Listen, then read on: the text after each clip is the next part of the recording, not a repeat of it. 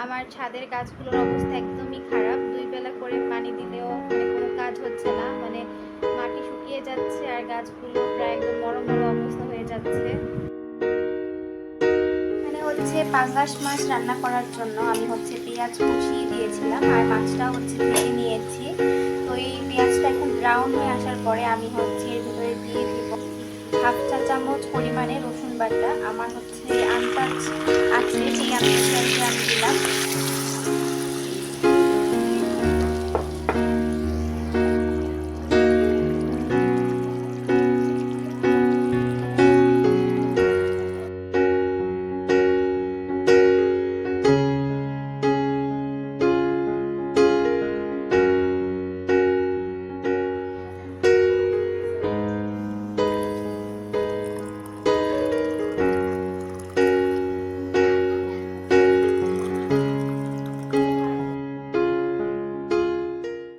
আসসালামু আলাইকুম everyone, welcome to মোস creativity. আশা করছি আপনারা সবাই খুব ভালো আছেন। বাহিরে প্রচণ্ড বাতাস মাশাআল্লাহ, কিন্তু বৃষ্টির কোনো দেখা নেই। একটু বৃষ্টি হলে ভালোই হতো। আমার ছাদের গাছগুলোর অবস্থা একদমই খারাপ। 2 বেলা করে পানি দিলেও কোনো কাজ হচ্ছে না। মাটি শুকিয়ে যাচ্ছে আর গাছগুলো প্রায় একদম মরম অবস্থা হয়ে যাচ্ছে। তো এই গরমে মানুষের সাথে সাথে গাছপালাদের অবস্থাও প্রচুর খারাপ। আর এই গরমের মধ্যে ছাদে আর কি কতবার যাব, লাইক 2 বার গিয়ে আর কি অবস্থা খারাপ হয়ে যায়। আর জামা কাপড়টা একদমই রোদে দেই না, এত গরমের মধ্যে ভালোই লাগে না। খুব কষ্ট করে আর কি গাছগুলোর জন্য যেতে হয় ছাদে। আলহামদুলিল্লাহ আল্লাহর কাছে যে এত গরমের মধ্যেও রহমতের বাতাসের নিচে আছি। তো এই আর কি অবস্থা। সবাই দোয়া করবেন যাতে চাঁদপুরে খুব তাড়াতাড়ি বৃষ্টিটা হয়, তাহলে অনেকটাই উপকার হবে আমাদের। আর এই তো এখানে ঘরবাড়ি সব কিছু গুছানো কমপ্লিট। আমাদের আমার বিছানাটা গুছিয়ে ফেলেছি, তারপরে রুমটা পুরোপুরি গুছানো কমপ্লিট। এখন যেটা করতে হবে, কি বলে এটাকে, ঘর ঝাড়ু দিতে হবে। তো এটা আমাদের বাসাতে একজন হেল্পিং হ্যান্ড আছে, তো উনি এসে আর কি ঘর বাড়ি সব কি বলে ঝাড়ু দিয়ে যায়। তো উনি আর কি একটু পরে আসবে, তো উনি আর কি এসে ঘরটা আর কি ঝাড়ু দিয়ে মুছে দিয়ে যাবেন আর কি। তো আমার কাজ আলহামদুলিল্লাহ মোটামুটি শেষ। এখন শুধু দুপুরের রান্না বান্নাগুলো আর কি বাকি রয়ে গেছে। তো এখন সেটাই করব। আর আজকে দুপুরের জন্য একটা স্পেশাল মেনু রান্না করব, সেটা অবশ্যই আপনাদের সাথে শেয়ার করব। তো পুরো ভিডিওটা দেখতে থাকুন, আশা করছি আপনাদের সবার কাছে আজকের পুরো ভিডিওটি ভালো লাগবে। কালকের ভিডিওতে আপনারা সবাই দেখেছিলেন আমি আমার ড্রয়িং রুমটাকে একটু গুছাচ্ছিলাম। তো কুশনের কাভারগুলো ধুতে দিয়েছিলাম, ওইগুলো শুকিয়ে আস্তে আস্তে অনেকটা লেট হয়ে গিয়েছিল। পরে আমি আজকে এগুলোকে ভালো মতন গুছিয়ে আপনাদের সাথে একটু শেয়ার করলাম, আশা করছি আপনাদের কাছে ভালো লাগবে।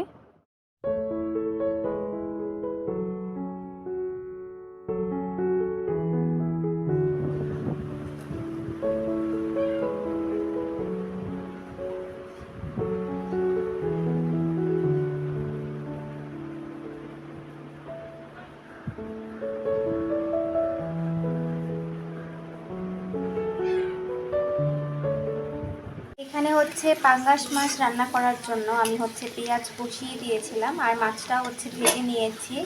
তো এই পেঁয়াজটা এখন ব্রাউন হয়ে আসার পরে আমি এর ভিতরে দিয়ে দিব হাফ চা চামচ পরিমাণে রসুন বাটা। আমার আন্দাজ আছে, সেই আন্দাজে আর কি আমি দিলাম। এখানে হাফ চা চামচ পরিমাণে রসুন বাটা দিয়ে আমি একটু ভালো মতো মেরে নিব।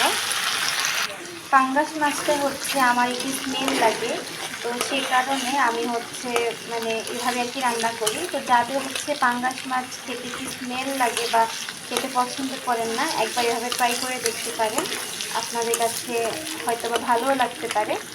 তো এখন এর ভিতরে দিয়ে দিব 1 চা চামচ পরিমাণে আদা বাটা। তো আদা বাটাটা দিয়ে আমি এখন এটাকে ভালো মতন কষতে দিব। একটু মশলাটা লাল লাল হয়ে আসলে তারপরে বাকি গুঁড়া মশলাগুলোর ভিতরে একটা একটা করে দিয়ে দেবো আর কি। মশলাটা একটু কষুক, তারপরে আপনাদের সাথে আবার শেয়ার করছি।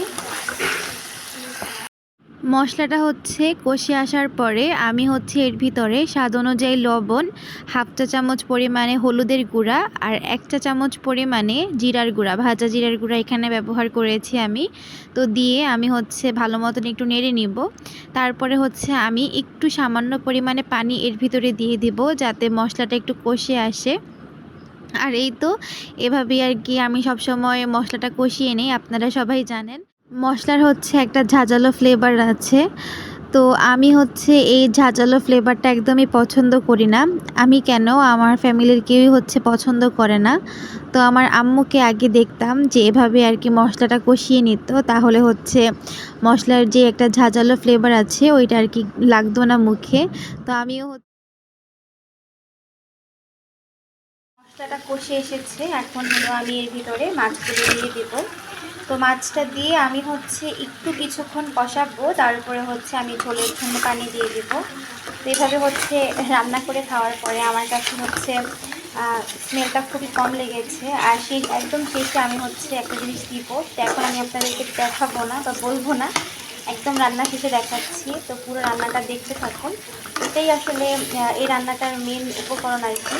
এভাবে অবশ্যই রান্না করবেন, সবার শেষে আর কি ওইটা মাস্ট দিতেই হবে, তাহলে হচ্ছে স্মেলটা আপনাদের কাছে লাগবে না। তো ভিডিওটা শেষ পর্যন্ত দেখতে থাকুন। আর হচ্ছে আমি 5 থেকে 7 মিনিট কষিয়ে তারপরে হচ্ছে এর ভিতরে পানি দিয়ে দিব।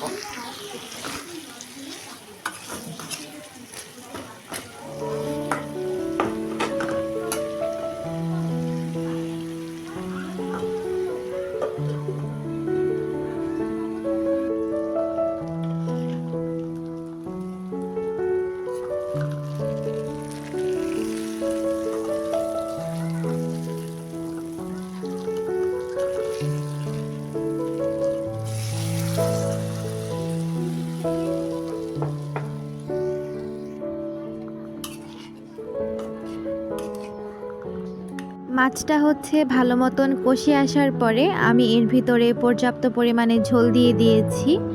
তো ঝোলটা দিয়ে দেওয়ার পরে এখন হচ্ছে আমি অপেক্ষা করব 10 থেকে 12 মিনিট।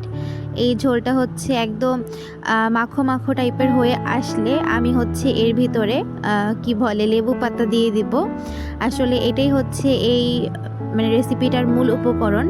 আমি হচ্ছে নামানোর ঠিক 5 থেকে 7 মিনিট আগে আমি হচ্ছে লেবু পাতাটা দিয়েছি। অনেকেই যেটা করে লেবু পাতাটা হচ্ছে একদম শুরুতেই দিয়ে দেয় বা ঝোলটা আর কি দিয়ে সাথে সাথে হচ্ছে লেবু পাতা দিয়ে দেয়। এতে করে হচ্ছে তরকারিটা একদমই টক হয়ে যাওয়ার একটা সম্ভাবনা থেকে যায়। তো আপনারা যদি লেবু পাতাটা ব্যবহার করেন আপনাদের কোনো তরকারিতে, তাহলে অবশ্যই সেটা 5 থেকে 7 মিনিট আগে নামানোর আগে আর কি দিয়ে দিবেন। অনেকটা হচ্ছে ধনে পাতা যেরকম আমরা দেই সেইভাবে আর কি দিবেন। আর চেষ্টা করবেন লেবু পাতাটা দিয়ে তারপরে হচ্ছে খাওয়ার আগে এটাকে আর কি তুলে ফেলতে। বেশিক্ষণ আর কি লেবু পাতাটা থাকলে যেটা বললাম টক হয়ে যাওয়ার একটা সম্ভাবনা থাকে। আর যাদের কাছে হচ্ছে পাঙ্গাস মাছটা একটু স্মেলফুল লাগে তারা অবশ্যই এটা ট্রাই করে দেখবেন। আশা করছি আপনারা নিরাশ হবেন না। লেবু পাতা দিয়ে পাঙ্গাস মাছের এই ঝোলটা দিয়ে আমি হচ্ছে পুরো ভাতটা খেয়ে নিয়েছিলাম। আসলে খুবই মজা হয়েছিল, আপনারা অবশ্যই ট্রাই করবেন। আর এটা ছিল বিকালবেলার একটা ভিডিও। আমাদের বাসায় হচ্ছে আমসত্ত্ব বানানো হয়েছিল। তো আমসত্ত্বটা হচ্ছে আমি এভাবে কেটে কেটে একটা বক্সের মধ্যে রেখে দিচ্ছি, কারণ আমসত্ত্ব হচ্ছে বানিয়ে কুল নেই আমার আম্মুর, কিন্তু আমার বোনেদের মানে খাওয়া শুরু হয়ে গিয়েছে। তো যাই হোক, এভাবে যদি উল্টাপাল্টাভাবে ছিঁড়ে খায় তাহলে হচ্ছে আমসত্ত্বটা নষ্ট হয়ে যাবে, তাই এভাবে কেটে রাখলাম যাতে 1 পিস 2 পিস এভাবে উঠিয়ে খেতে পারে। আর ওভাবে ছিঁড়ে খেলে তো তাহলে মানে আমসত্ত্বটা নষ্ট হয়ে যাবে। আর আমার ভয়েসের মধ্যে আপনারা হয়তো বা একটু বিদ্যুৎ চমকানো বা কি বলে বৃষ্টির শব্দ শুনতে পারেন, এটা একটু ক্ষমা সুন্দর দৃষ্টিতে দেখবেন, কারণ আমি হচ্ছে মানে এখন যখন ভয়েসটা দিচ্ছি তখন হচ্ছে আমাকে ভয়েসটা দিতেই হতো, আর বাহিরে হচ্ছে বৃষ্টি হচ্ছিল। তো এই জন্য আর কি আমার ভয়েসের মধ্যে মানে এই সাউন্ডগুলো আসছে। তো যাই হোক, বিকালবেলার দিকে যথারীতি আমি হচ্ছে এখানে একটু ইসবগুলের ভুসি বানিয়ে নিচ্ছি। আর ভিডিও শেষ পর্যায়ে এসে আমি হচ্ছে আমার আপুদের উদ্দেশ্যে কিছু কথা বলবো। আপনারা অনেকেই হচ্ছে আমার কমেন্ট বক্সে মানে ভিডিওর কমেন্ট বক্সে এসে বলেন যে আপু ফ্রেন্ড হলাম, সাব করে গেলাম, পাশে থেকো, এগুলো হচ্ছে আপনারা বলবেন না, কারণ এগুলো হচ্ছে স্পাম কমেন্ট হিসেবে বিবেচিত হয়। তো তখন দেখা যায় আপনাদের এই কমেন্টগুলোর কারণে আমার সাবস্ক্রাইবার কিন্তু কেটে নেওয়া হচ্ছে। তো প্লিজ এগুলো করবেন না। আপনারা হচ্ছে কমিউনিটি আমার অন আছে, সেখানে গিয়ে কমেন্ট করতে পারেন। ইনশাল্লাহ আমি হচ্ছে 24 ঘন্টা পরে গিয়ে আপনাদেরকে সাপোর্ট করে আসব। তো যাই হোক, আশা করছি আপনারা ব্যাপারটা বুঝতে পেরেছেন। প্লিজ এই ধরনের কাজগুলো করবেন না, এতে করে আপনার আমার দুজনেরই ক্ষতি। আশা করছি কেউই কারো ক্ষতি করব না। তো এই তো আজকের ভিডিওটা আর বড় করছি না, আজকের ভিডিওটা এখানেই শেষ করে দিচ্ছি। আশা করছি সবার কাছে আজকের পুরো ভিডিওটা ভালো লেগেছে। যদি ভালো লেগে থাকে তাহলে ভিডিওতে একটি লাইক আর কমেন্ট করতে কেউ ভুলবেন না। আর কোনো নতুন বন্ধু যদি আমার ভিডিওটি দেখে থাকেন, আমার চ্যানেলটি সাবস্ক্রাইব করে পাশে থেকে যেতে পারেন। সবাই ভালো থাকবেন, সুস্থ থাকবেন। সবাইকে আজকের জন্য আল্লাহ হাফেজ।